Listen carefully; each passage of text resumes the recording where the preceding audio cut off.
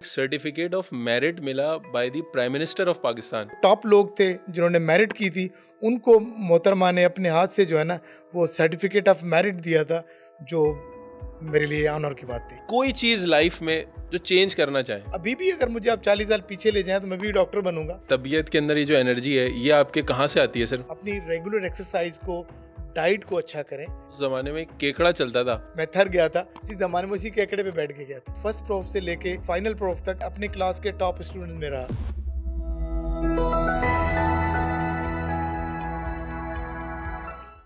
अस्सलाम वालेकुम एवरीवन। अपने तमाम देखने वालों को खुशामदीद कहता हूँ ईवो टॉक इंस्पायरिंग लाइफ्स की एक और पॉडकास्ट में, जहाँ पर हम आपके लिए ऐसी शख्सियात और कहानियाँ लेकर आते हैं जो आपकी ज़िंदगी में मोटिवेशन का बाइस बने। आज हमने स्टूडियो में अपने जिस गेस्ट को मदऊ किया है, उनका ताल्लुक पाकिस्तान के एक छोटे से शहर से है, लेकिन उन्होंने अपनी ज़िंदगी का आगाज़ एक बहुत बड़े ख्वाब के साथ किया और इस वक्त उनका शुमार पाकिस्तान के नामवर एंडोक्राइनोलॉजिस्ट में किया जाता है।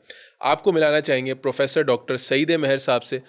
डॉक्टर साहब, welcome to the show. Thank you sir. कैसे हैं सर? ठीक ठाक हैं? खैरियत से? अल्हम्दुलिल्लाह, आई एम फाइन। सर, सबसे पहले तो ये बताएं, तबीयत के अंदर ये जो एनर्जी है ये आपके कहाँ से आती है सर? तबीयत के अंदर जो एनर्जी है रज़ा, वो आपके चीज़ों को अगर आप प्रॉपर तरीके से लेके जाएं, अपना खाना टाइम पे खाएं, अपनी नींद पूरी करें, अपने काम को उतना टाइम दें जितनी आपकी बॉडी आपको उसकी इजाज़त देती है, तो आप एनर्जेटिक रहेंगे और लंबे अरसे के लिए काम करते रहेंगे। सर, थोड़ी आपके माजी में चलते हैं सर। कहाँ की पैदाइश है और कहाँ से आला तालीम हासिल करी, थोड़ा सा ये बताएगा ज़रा हमारे सुनने वालों को, देखने वालों को। मुझे ये बताते हुए हमेशा खुशी होती है, मेरी पैदाइश लाड़काना की है। मैं लाड़काना में पैदा हुआ, मैं पला बढ़ा हैदराबाद में। मैंने अपना MBBS जो है वो लियाकत मेडिकल कॉलेज से किया। उस ज़माने में लियाकत मेडिकल कॉलेज होता था, अब वो यूनिवर्सिटी हो गया। उसके बाद फिर, क्योंकि उस ज़माने में उसके बाद आला तालीम की कोई वहाँ पे गुंजाइश नहीं थी, तो फिर मैं कराची आ गया। कराची से आके फिर डॉ यूनिवर्सिटी और सिविल हॉस्पिटल से जो है कॉलेज ऑफ फिजिशियंस जो है ना, मैंने अपनी पहली फेलोशिप की जो इंटरनल मेडिसिन में थी। इंटरनल मेडिसिन की फेलोशिप करने के बाद फील हुआ कि यार अभी भी कुछ तशनगी है, कि अगर आपने कुछ और भी करना है, कुछ और भी आगे जाना है, तो सब स्पेशलिटी चाहिए। दुनिया जो है ना वो सब स्पेशलिटी की तरफ जा रही थी। तो फिर शायद मैंने थोड़ा सा एक और बोल्ड स्टेप लिया कि मैंने आगा खान से जो है, उस ज़माने में सिर्फ आगा खान पूरे पाकिस्तान में जो है वो फेलोशिप कराता था एंडोक्राइन की, और पूरे पाकिस्तान में एक ही सीट होती थी साल की। तो उस पर अप्लाई किया, अल्हम्दुलिल्लाह गॉट द फेलोशिप। मैंने फेलोशिप आगा खान में शुरू की, जहाँ पे आने का टाइम तो फिक्स होता था सुबह 8 बजे से पहले, लेकिन जाने के टाइम का कोई पता नहीं होता था। उसके बाद फिर भी कुछ अरसे मैं शुक्रगुजार हूँ अपने मेंटर्स का, अपने सीनियर्स का। मुझे फिर ये लगा कि मैंने यहाँ तो कर लिया, लेकिन बाहर का कुछ एक्सपोजर ज़रूरी है दुनिया में। तो फिर मैंने UK में, लंदन में सेंट बॉट्स हॉस्पिटल है जो यूरोप में सबसे बड़ा एंडोक्राइन का सेंटर है, वहाँ भी कुछ अरसे मैंने जाके अटैचमेंट की कि शायद अपनी जो एंडोक्राइन की चीज़ें थी उनको मैं और पॉलिश कर सकूँ। अल्हम्दुलिल्लाह वहाँ से करने के बाद फिर मैं पाकिस्तान वापस आ गया, और यहाँ पे आके मैंने 2006 से फिर मैंने आके अपनी इंडिपेंडेंट जो है ना वो प्रैक्टिस शुरू की। कहीं ना कहीं सर जहन में कोई ऐसी चीज़ तो थी जिसने बेकरार रखा कि इतने आपने बोल्ड स्टेप्स अपनी लाइफ में लिए, ऐसा सही है? 100% सही है। शायद एक चीज़ और भी इसमें ऐड कर दूँ, बहुत से लोगों को पता भी है। जब मैंने FCPS, मैंने कहा आपको कि मैंने FCPS मेडिसिन किया, तो उस ज़माने मैंने अप्लाई किया हुआ था डॉ यूनिवर्सिटी में। तो डॉ यूनिवर्सिटी में उस वक्त मेरा अपॉइंटमेंट हो गया as an assistant professor medicine डॉ में। सही। तो मैं अपनी फेलोशिप के आधे में था, मैंने 1 साल कंप्लीट किया था, 1 साल 1.5 साल मेरा रहता था। तो मैंने कोशिश की कि शायद 1-1.5 साल की छुट्टी मिल जाए बगैर पैसों के भी, कि मैं चाहता था कि मैं उसी इंस्टीट्यूट में आके सर्व करूं जहां से मैंने अपनी मेडिसिन की थी, लेकिन जो भी रीजंस थे वो मुझे छुट्टी ना मिल सकी। तो मैंने अपनी वो असिस्टेंट प्रोफेसरशिप छोड़ी।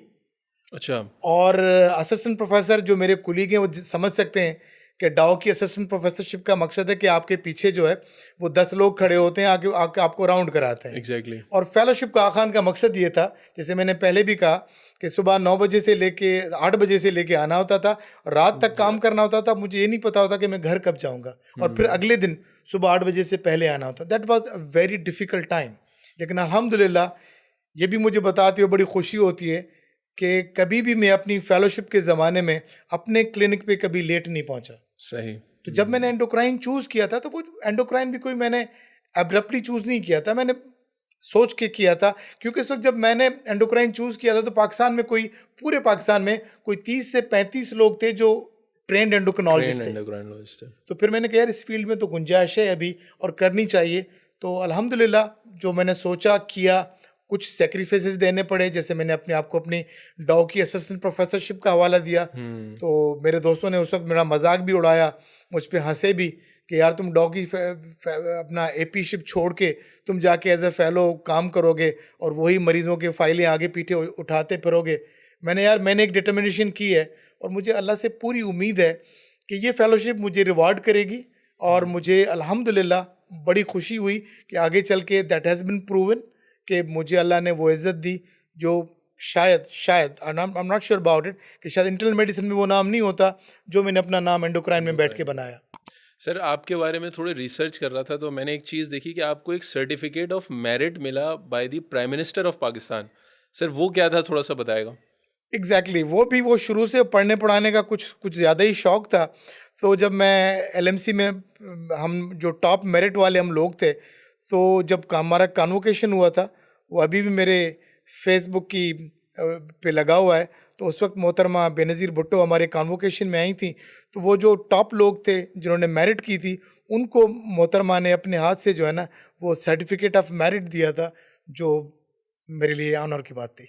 सर ये बताएगा कि डॉक्टर आप बाय फोर्स बने या ख्वाहिश थी, क्योंकि कुछ लोगों ने हमें बताया कि वो डॉक्टर इसलिए बने कि फैमिली में डॉक्टर नहीं था कोई। एक ट्रेंड होता था, मुझे अभी भी याद है सिंध में उस ज़माने में बहुत से थे ही नहीं, ना प्राइवेट मेडिकल कॉलेज होते थे ना और कुछ होता। उसमें एक ट्रेंड होता था जी, बड़ा बेटा डॉक्टर बनेगा दूसरा वाला इंजीनियर बनेगा। तो मैं बड़ा था तो मैं डॉक्टरी के बल्ली चढ़ गया। सर माशाल्लाह अब तो आप हज़ारों लोगों के मेंटोर होंगे। 40 साल पीछे अगर जाएं तो आप किसको अपना मेंटोर मानते थे अपनी लाइफ में, अपने करियर के अंदर, प्रोफेशनल और पर्सनल लाइफ दोनों में? कोई था मेंटोर उस वक्त? मैं समझ रहा हूँ कि मेरे वालिद साहब, सही। उन्होंने जिस तरह से हमें पढ़ाया सिखाया, मुझे अभी भी याद है कि वो कुछ चीज़ों में मुझे पता है कि तकलीफ़ में भी होते थे, लेकिन हमें उन्होंने कभी नहीं कहा। हमें हमेशा कहते थे कि यार आप लोगों ने पढ़ना है। तो मेरा ख्याल है कि उन्हीं को देख के, उन्हीं की इनकरेजमेंट करके, उस ज़माने में 40 साल पहले तो शायद टीचर से मिलने का भी कोई रिवाज नहीं होता, पेरेंट टीचर मीटिंग भी नहीं होती थी। लेकिन मुझे अभी भी याद है कि मेरे वालिद साहब हमेशा 2 महीने 3 महीने में आके मेरे टीचर्स के साथ मिलते थे स्कूल में कि जी हाउ इज़ डूइंग। आप जिस इदारे से मुंसलिक हैं काफ़ी अरसे से, उसका एक बहुत बड़ा नाम हो गया है।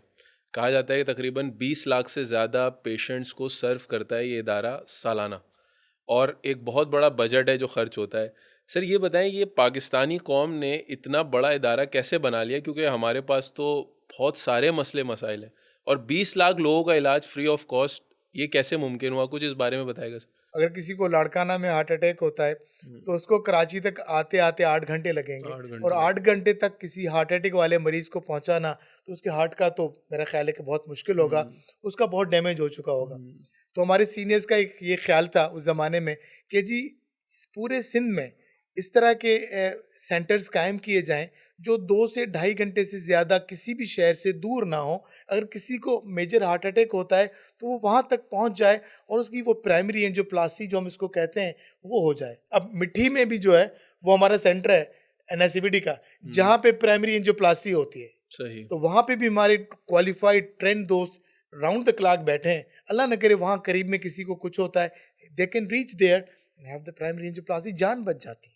सर मिट्टी का आपने तस्करा किया, मुझे एक वाकया याद आ गया। हम गए उमरकोट, तो उमरकोट से फिर हमने मिट्टी जाना था। तो उस ज़माने में एक केकड़ा चलता था जिसको एक पर्टिकुलर सवारी थी जिसके ऊपर आप सवार होके जाते थे। बड़ा एक अच्छा सफ़र था। आपने कभी एक्सपीरियंस किया है सर इसको? मैंने ये सफ़र किया था, बिल्कुल किया था, लेकिन जब मैं मेडिकल स्टूडेंट था। सही। तो हमारे जो दोस्त पढ़ते थे तो हैदराबाद से उन्होंने हमें दावत दी थी। सही। तो आज भी मुझे याद है, मैं थर गया था, उनके साथ ही गया था, उसी ज़माने में उसी केकड़े पे बैठ के गया था। सही। I still remember. कैसे स्टूडेंट थे? शरारती थे, ठीक है, चंचल किस्म के थे, या खामोश तबीयत थे? वैसे मुझे लगता नहीं आप खामोश तबीयत वो होंगे उस ज़माने में। मेडिकल कॉलेज का ज़माना ऐसा था जिसमें जिसमें खामोश था मैं तो मैं नहीं कहूँगा अपने आप को, लेकिन दोनों चीज़ें करता था। लेकिन मैं अपने पढ़ने में हमेशा मैंने पढ़ने को प्रायोरिटी दी थी। सही। मैं हमेशा फर्स्ट प्रोफ से लेके फाइनल प्रोफ तक अपने अपने क्लास के टॉप स्टूडेंट में रहा। मेरे टीचर्स जहाँ पे भी थे वो मुझे बाय नेम जानते थे, तो मुझे मेरे लिए एक बड़े एजाज़ की बात होती थी, क्योंकि यही अब टीचिंग्स थी जो शायद मेरे वालिद साहब ने कही थी कि यार पढ़ाई पे कोई कंप्रोमाइज़ नहीं होना चाहिए, लेकिन उसके साथ घूमना फिरना, दोस्तों के साथ मस्ती करना, लेकिन वो ऐसी कोई चीज़ हम कभी भी नहीं करते थे जिससे किसी को तकलीफ हो। फ्री टाइम में क्या करते हैं, इस बारे में थोड़ा सा बताएं, क्योंकि आप मुझे पता है डॉक्टर की लाइफ तो बहुत मुश्किल होती है। रज़ा आपने मेरे दिल की बात छेड़ दी, अब तो फ्री टाइम है ही नहीं। सही। लेकिन मुझे जो शौक था अभी भी है वो था म्यूज़िक सुनने का। म्यूजिक सुनने। तो मैं गज़लें सुनने का मुझे अपने मेडिकल कॉलेज के ज़माने से बहुत शौक था, अभी भी है, और मेरे पास अभी भी कोई कम से कम 25-30 हज़ार गज़लों का कलेक्शन है। टाइम मिलता है तो मैं सुनता हूँ, अब तो शायद टाइम गाड़ी में ही मिलता है। तो सर किसको सुनते थे ज़्यादातर? मैं हमारे सारे जो अच्छे सब कॉन्टिनेंट के, उसमें मुझे जो नाम याद है जिनको मैं सुनता था अभी भी सुनता हूँ, मेहदी हसन, मेहदी हसन फरीदा साहब। खानम, उस्ताद गुलाम अली, और across the border Jagjit Singh, Jagjit Singh. Pankaj उदास, किशोर कुमार। किशोर कुमार।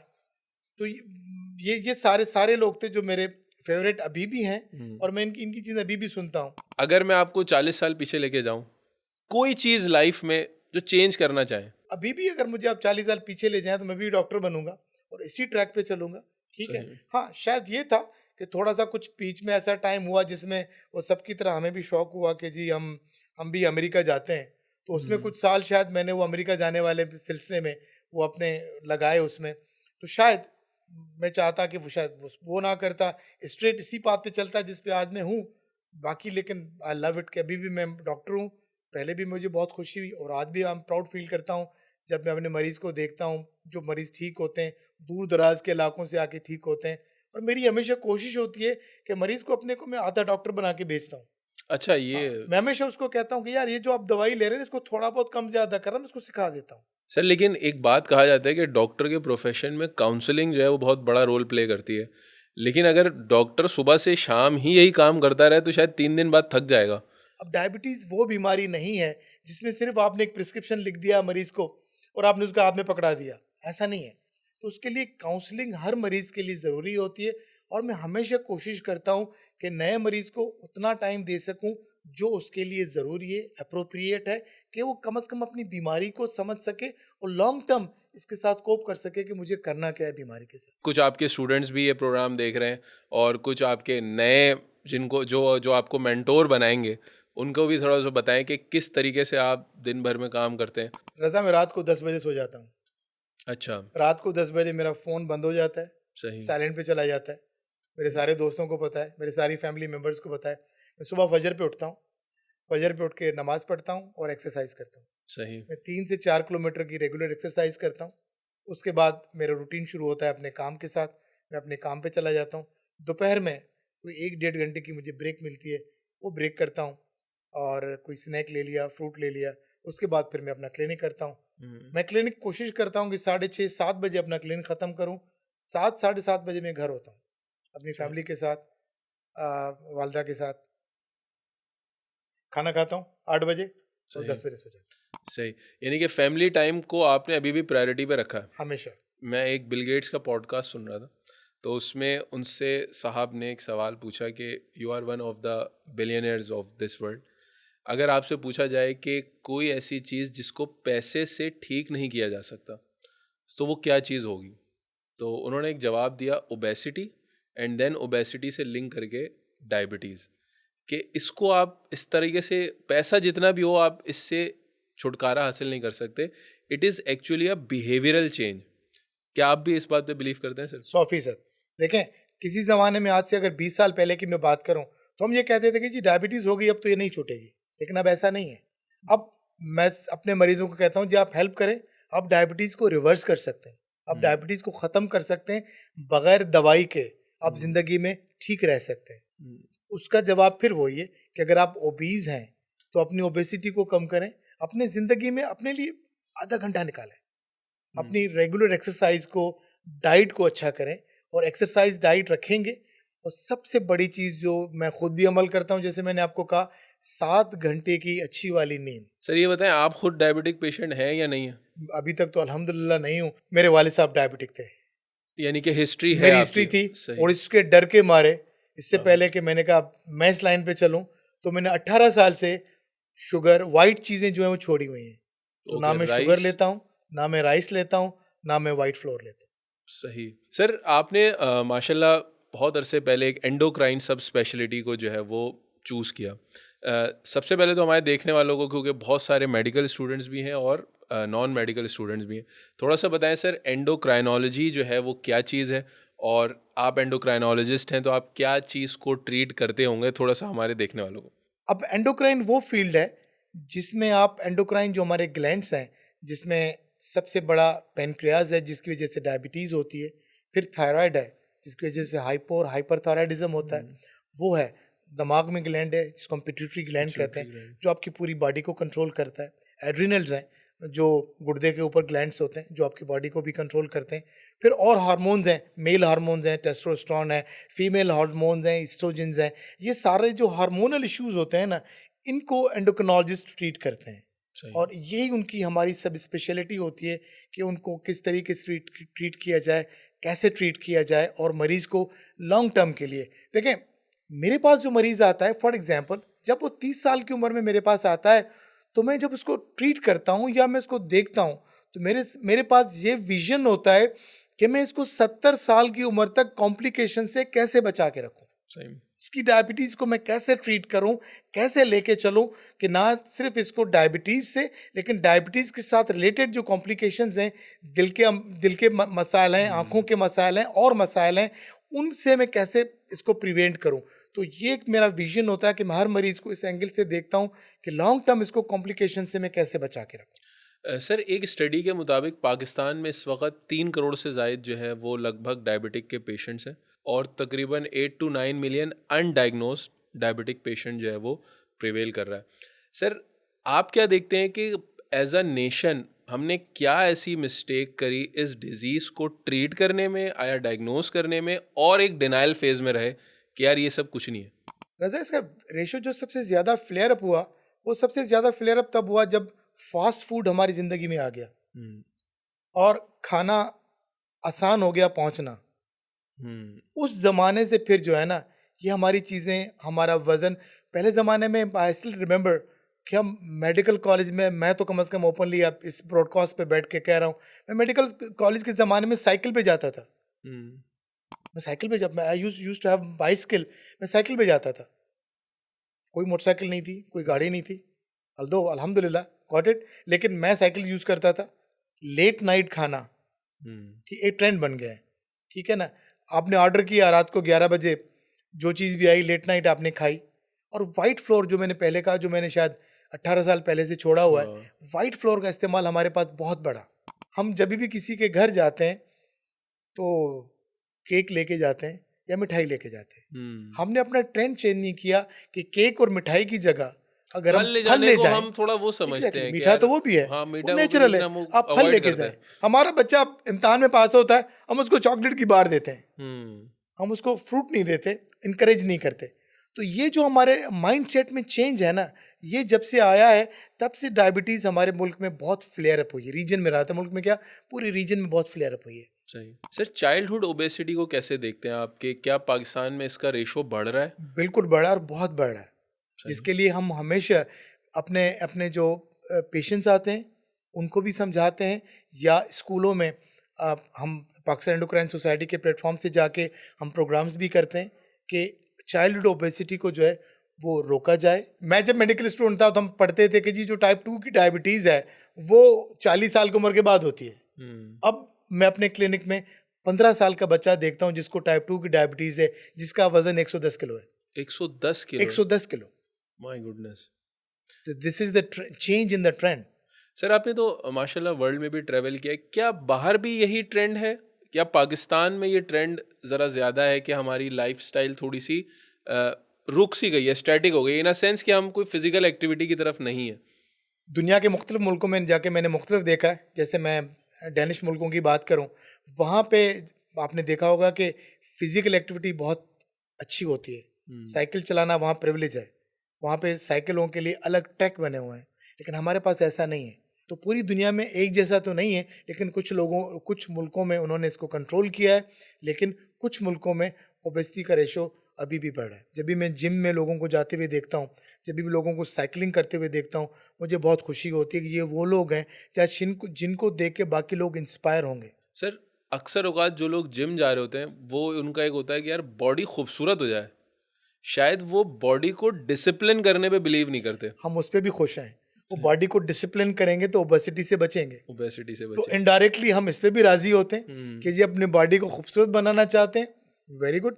आप जिम जाएंगे, आपका ट्रेनर वहाँ पे आपको एक बीएमआई का वो कहेगा जी आपका बीएमआई इतना होना चाहिए, तो वही बीएमआई है जिसकी हम बात करते हैं कि आप ओबीज ना हो, आपका वजन मोटापे की तरफ ना हो। तो हम उस पर भी राजी हैं कि अपनी बॉडी को खूबसूरत बनाना चाहते हैं जिम जाके। We are happy on that. Pakistan में जो यंग पॉपुलेशन है वो ज़्यादा है, किन इंडिकेशंस या किन सिम्टम्स को वो अपने जहन में रखें कि उनकी बॉडी जो है वो डायबिटीज़ की तरफ मूव कर रही है? क्योंकि एक कॉन्सेप्ट पाकिस्तान में है कि यार ये प्री डायबिटिक है और ये डायबिटिक है, तो थोड़ा सा सर डिफरेंशिएट करके बताएगा। रजा, प्री डायबिटिक और डायबिटिक को तो जब तक आप टेस्ट नहीं करते तब तक आपको पता नहीं चलता, पहला जवाब तो ये। लेकिन अ, अगर आपकी फैमिली में डायबिटीज़ है तो मैं हमेशा कहता हूँ कि जी 35-40 साल के उम्र के बाद आप साल में एक मरतबा अपने खाली पेट का शुगर या फास्टिंग ब्लड शुगर ज़रूर करवा लें। आसान सा टेस्ट है, बहुत महंगा नहीं है। उससे पहले अगर आप अपने साथ ईमानदारी है, अगर आपका वज़न बढ़ रहा है तो कोशिश करें कि उसको वापस लेके जाएं। अगर मैं डॉक्टरों के ओबीज हूँ, मेरी कमर का साइज 36 हो, जब मरीज को देखने बैठूं तो मरीज पहले तो मुझे बोलेगा डॉक्टर साहब अपना वजन तो कम करें। सही बात है। Doctor should be role model. आजकल जो डॉक्टर्स के पास रिपोर्ट होता है, क्या बिहेवियर देखते हैं कि उसको अब ट्रांसफॉर्म हो जाना चाहिए या आज भी वो वैसे ही है जैसे पहले था? नहीं, मेरा ख्याल है उसको बहुत ट्रांसफॉर्म होना चाहिए। बीइंग ए डॉक्टर या बीइंग एन ह्यूमन बीइंग, हमारे काम करने की इन वन सेशन एक कैपेसिटी होती है।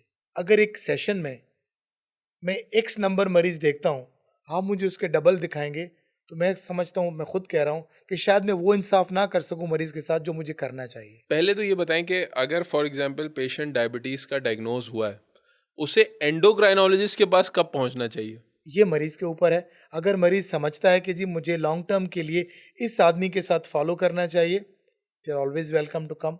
कि जैसे मैंने कहा कि हम यही कोशिश करते हैं कि इसको लॉन्ग टर्म के प्लान के साथ लेके चलें, लेकिन अब ये हर आदमी के एक्सेस में नहीं होता कि एंडोक्रिनोलॉजिस्ट के पास पहुंच सके। तो हमारे जो दोस्त हैं, जो फिजिशियंस हैं, प्राइमरी केयर फिजिशियंस हैं, तो अगर मरीज़ उनके पास भी चला जाए, उनको दिखा दे, अगर उनकी चीज़ें उनके साथ अच्छी रहती हैं, मेरा ख्याल है कि बिल्कुल स्टिक रहना चाहिए कि लंबा ट्रैवल करके कहीं आएँ और उनका शुगर कंट्रोल्ड है तो उनको फॉलो करना है। फॉलो अपने डॉक्टर को ज़रूर करना चाहिए। सर, मेरे ख्याल से वो इसलिए भी कंसल्टेंट की तरफ आ जाते हैं क्योंकि अभी भी पाकिस्तान में कॉस्ट ऑफ ट्रीटमेंट जो है वो एज़ कम्पेयर टू वर्ल्ड बहुत सस्ता है।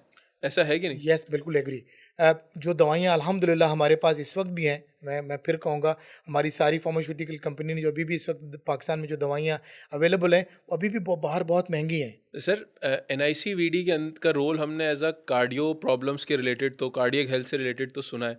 थोड़ा सा हमें बताएं कि एंडोक्राइन के पॉइंट ऑफ व्यू से NICVD किस तरह से जो है वो पाकिस्तान में काम कर रहा है? वो इस तरह से था कि NICVD आपने खुद ही कहा कि हम फ्री ऑफ कॉस्ट सारी चीज़ें कर रहे होते हैं। तो उसमें अगर हमने किसी को स्टंट लगाया या किसी का बाईपास किया, अब स्टंट या बाईपास में 50% लोगों की जो वजह होती है ना, वो अनकंट्रोल डायबिटीज़ होती है। तो उससे हमें एक मदद मिलती है, खुशी होती है कि उन लोगों की भी हम हेल्प कर सकते हैं जिनकी बाईपास की या स्टंट लगने की वजह डायबिटीज़ थी। अब उसके बाद हम उनकी डायबिटीज़ को कंट्रोल कर सकें कि दोबारा अल्लाह न करे कोई मुश्किल या कोई मुसीबत ना हो। अनकंट्रोल्ड शुगर का होना कितना बड़ा प्रॉब्लम का बाइस हो सकता है in a longer run? Raza, uncontrolled sugar तो मैं कहता हूँ जिस तरह आप टाइम बॉम्ब पे बैठे हैं, लेकिन उससे पहले जो कॉम्प्लिकेशंस हैं ना, कि आप अपाहज हो जाएं, आप एक चारपाई पे पड़े रहें, आपको फालिज हो जाए, आप डायलिसिस पे चले जाएं, ठीक है, आपकी आंखों की बीनाई चली जाए, ये प्रिवेंट की जा सकती हैं। गवर्नमेंट साइड के ऊपर आप क्या देखते हैं, किस किस्म की कोई सपोर्ट जो कि रिक्वायर्ड हो आप लोगों को आपके प्रोफेशन में जो हेल्प करे?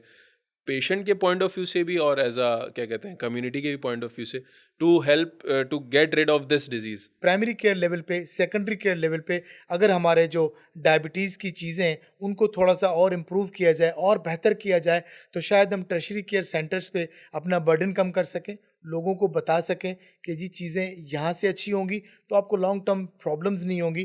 तो मेरा ख्याल है कि गवर्नमेंट कर भी रही है और मुझे उम्मीद है कि आगे भी इन चीज़ों को वो जारी रखेंगे, तो अल्हम्दुलिल्लाह और बेहतरी की उम्मीद है। क्या ऐसे पेशेंट्स की डिमांड होती है कि ओबेसिटी जैसे एक बहुत बड़ा मैटर है, क्योंकि हर कोई चाहता है मैं एक हफ्ते में जो है ना वो सही हो जाऊं, ओबेसिटी मेरी ख़त्म हो जाए, मैं स्लिम एंड स्मार्ट हो जाऊं आपकी तरह। तो कोई है ऐसी कोई याद या कोई ऐसी मेमोरी? रज़ा, वो सारे जो मरीज़ आते हैं ओबेसिटी वाले, जब उनसे बैठ के मैं बात करता हूँ, काउंसिल करता हूँ कि जी आपको ये चीज़ें चाहिए, वो कहते हैं डॉक्टर साहब डाइट एक्सरसाइज को छोड़ें, दवाई की बात करें। अच्छा, तो सही। दवाई दें कि बस हम रातों रात जो है ना स्लिम हो जाएं। हम्म। तो मैं कहता हूँ जी दवाई जो भी है, दवाइयाँ हैं, हम देते भी हैं, लेकिन उस दवाई के साथ अगर आप डाइट एक्सरसाइज नहीं करेंगे तो वो दवा भी काम नहीं करती। सही। तो उसके लिए ज़रूरी है कि आपकी डाइट एक्सरसाइज भी ज़िंदगी का हिस्सा बने। तो डेफिनेटली अब तो दवाइयाँ हैं जो आपके वज़न को कम करती हैं, सही। आपको माशाल्लाह स्लिम स्मार्ट बनाती हैं, सेहतमंद बनाती हैं, लेकिन उसके साथ डाइट और एक्सरसाइज का एक अपना रोल है जो उसके साथ हमेशा रहेगा। जैसे डॉक्टर साहब आपने बताया कि अब मेडिकेशंस भी मौजूद हैं जो आपकी ओबेसिटी को कंट्रोल करती हैं, और आने वाले दिनों में हम देख रहे हैं और रिसेंटली हमने देखा है बहुत सारी ड्रग्स ने पॉपुलैरिटी हासिल करी, जिसमें सीमाग्लूटाइड एक वन ऑफ देम। क्या देखते हैं सर इसका रोल? क्योंकि कुछ आवाज़ें ये भी आ रही हैं कि इसके साइड इफ़ेक्ट ज़्यादा हैं। इसके दोनों रोल हैं। इसके जो लोअर डोज है वो डायबिटीज़ की ट्रीटमेंट के लिए है, इसका जो हायर डोज है वो ओबेसिटी की ट्रीटमेंट के लिए। बिल्कुल ठीक है आपका सवाल। इसके अपने साइड इफ़ेक्ट्स ज़रूर हैं, लेकिन हर मरीज़ को देने से पहले हम उसको बताते भी हैं, उससे डिस्कस भी करते हैं कि जी ये इसके साइड इफ़ेक्ट्स ये हैं, लेकिन आप हमेशा दोनों चीज़ों को वेइ करके देते हैं। सर, पाकिस्तान मेडिकल एसोसिएशन की एक रिपोर्ट है कि पाकिस्तान में 70% लोग बहुत सी इंडिकेशन में सेल्फ मेडिकेशन करते हैं।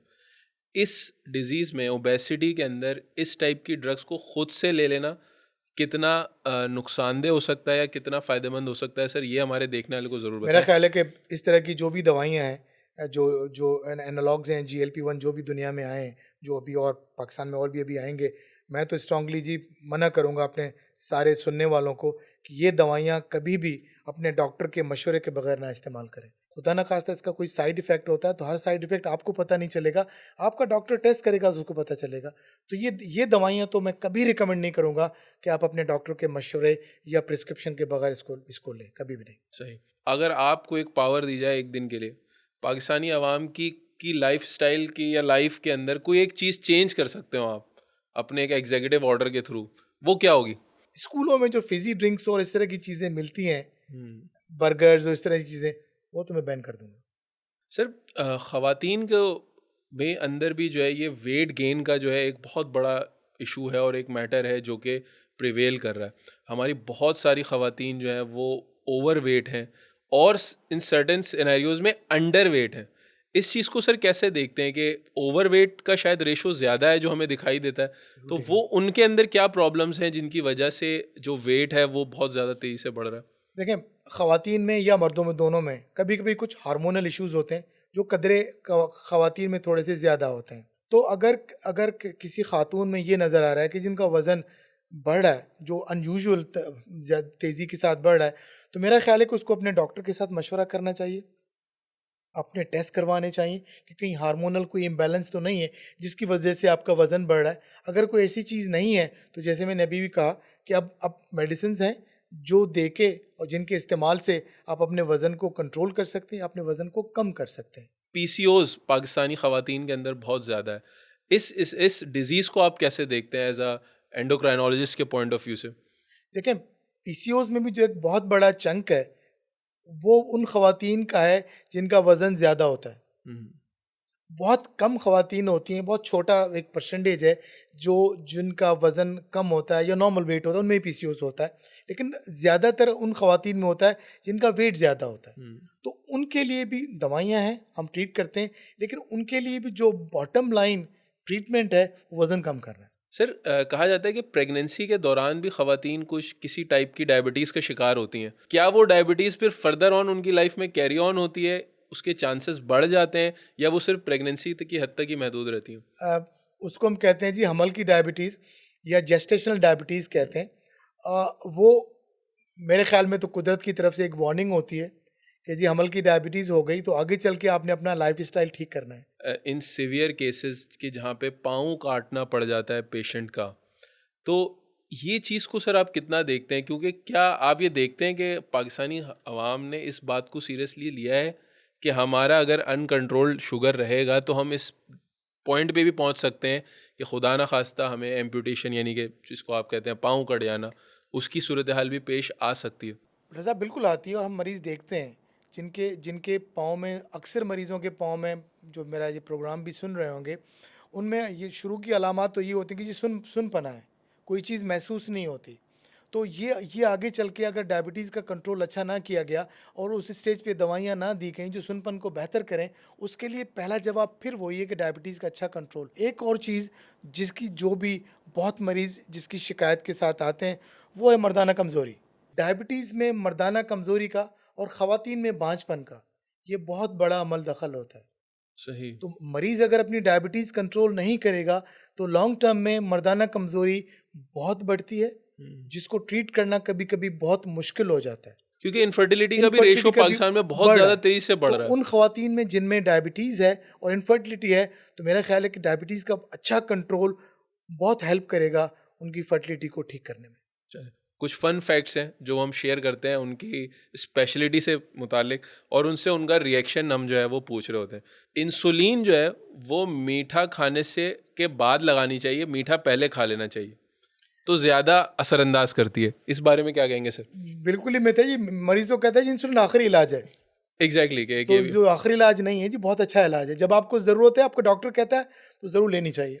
तो मीठा खा के इंसुलिन लगाना ये अनफेयर है। दूसरी जो एक फ़न फैक्ट है वो सर ये है कि मीठा खाना सुन्नत है, इसलिए खाना ज़रूरी है हर खाने के बाद। मैं आपकी बात से मुत्तफ़िक हूँ। हर खाने के साथ तो मैं नहीं कहूँगा, लेकिन दिन में अगर आपने एक खजूर खाई जो सुन्नत है, मेरी सारे मरीज़ों को इजाज़त होती है। डायबिटीज़ हर किसी को होनी है, ये कोई बहुत बड़ी बीमारी नहीं है, हर किसी को ये फेस करना है। इस बारे में क्या नहीं, कहें? ऐसा बिल्कुल भी नहीं है। मैं समझता हूँ, इससे मुत्तफ़िक नहीं हूँ। हर आदमी को डायबिटीज़ नहीं होनी, ठीक है? लेकिन अब जिन लोगों के फैमिली में डायबिटीज़ है, वो ज़्यादा प्रोन होते हैं और वो भी अगर अपनी ज़िंदगी के लाइफ़स्टाइल को शुरू से अच्छा रखें, तो उसको बिल्कुल बचा सकते हैं। ये ज़रूरी नहीं है कि आपके पेरेंट्स में डायबिटीज़ है, तो आपको भी डायबिटीज़ होगी। हमारे देखने वालों के लिए कोई मैसेज ओबेसिटी के हवाले से या ओवरऑल लाइफ के हवाले से, अगर वो कोई चैलेंजेस का सामना कर रहे हैं, तो कोई अगर मैसेज देना चाहें सर हमारी? मैं समझता हूँ कि अगर हम अपनी ज़िंदगी को अच्छा रखना चाहते हैं, सेहतमंद रहना चाहते हैं, आप सेहतमंद होंगे तो आप अपनी फैमिली के साथ अच्छा और लंबा टाइम गुजार सकेंगे। आप बीमार होंगे, आपकी पूरी फैमिली डिस्टर्ब होगी। तो अपने आप को सेहतमंद रखें, अपनी सेहत का ख्याल रखें, अपने वज़न का ख्याल रखें। अपनी डायबिटीज़ है तो उसको कंट्रोल रखें, नहीं है तो उससे बचने की कोशिश करें। एक खुशहाल ज़िंदगी गुजारें, खुश रहें। बहुत शुक्रिया डॉक्टर साहब। और यहाँ पर मैं अपना शुक्रिया अदा करूँगा अपने तमाम देखने वालों का जो इस एपिसोड के आखिर तक हमारे साथ बंधे रहे। डॉक्टर साहब की बातों से ये बात वाज़ेह है कि पाकिस्तान में वज़न का बढ़ना और डायबिटीज़ बहुत सारी मोहलिक बीमारियों का सबब बन सकता है। इसीलिए आज ही अपना टेस्ट करवाएं और एक खुशहाल ज़िंदगी गुजारने का ज़रिया बने। और अगर आप समझते हैं कि आपको कोई ऐसा सवाल जो आप किसी डायबिटोलॉजिस्ट के से, एंडोक्राइनोलॉजिस्ट से पूछना चाहते हैं, आज ही हमारे कमेंट सेक्शन में आके हमें बताएं, ताकि हम आइंदा आने वाले पॉडकास्ट में उन सवालात के आप तक जवाब पहुंचा सकें। बहुत शुक्रिया।